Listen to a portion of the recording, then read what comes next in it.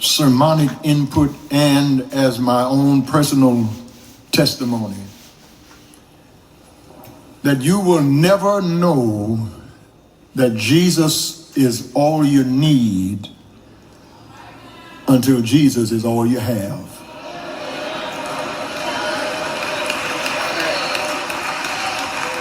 I want to run that through this entire message, because somebody here who has been down to your last dime, someone whose back has been up against the wall, someone here who has been so sick you couldn't turn yourself over, somebody who's known the dark night of depression, you will never know that Jesus is all you need until you find out that Jesus is all you have. Paul found that out, because Paul, who was a blasphemer, becomes now a blesser of the God he cursed. Saul, who was an antagonist, becomes Paul the apologist. This man who persecuted certain of the church is now himself about to suffer persecution.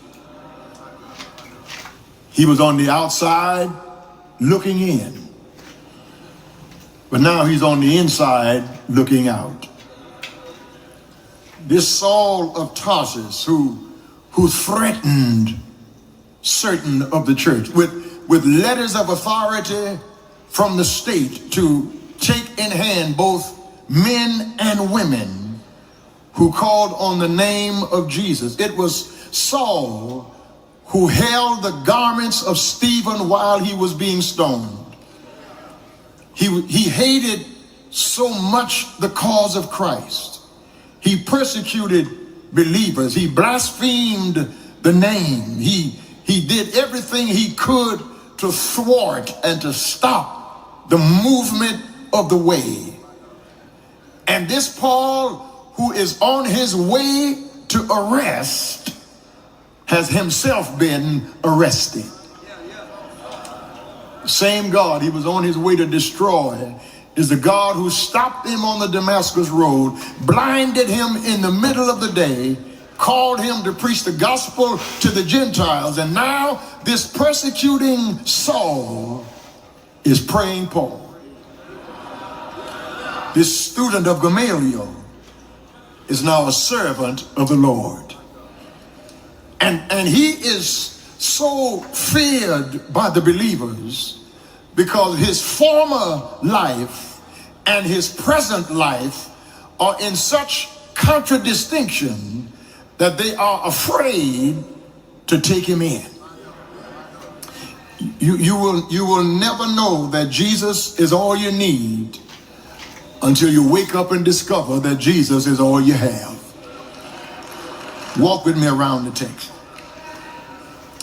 In verse number 23, after some time had passed, the Jews plotted to kill him.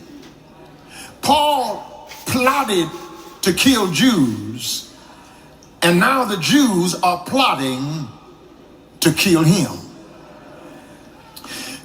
The Jews that he was with in his blaspheming of the Christ are now the Jews that hate him so much they want to kill him because he's left them to follow Jesus. He leaves this veil of tribulation and runs right into the people he had come to destroy, because once you see the truth, once you believe the truth, it's hard for somebody to convince you of a lie. Once you know God for yourself, once you have tried him for yourself, You can shout on somebody else's testimony. You can give God praise for somebody else's blessings. You can thank God for what he's doing in somebody else's life. But when he does something in your life and you have your own story, you have your own testimony, when you know the truth for yourself, nobody can turn you around.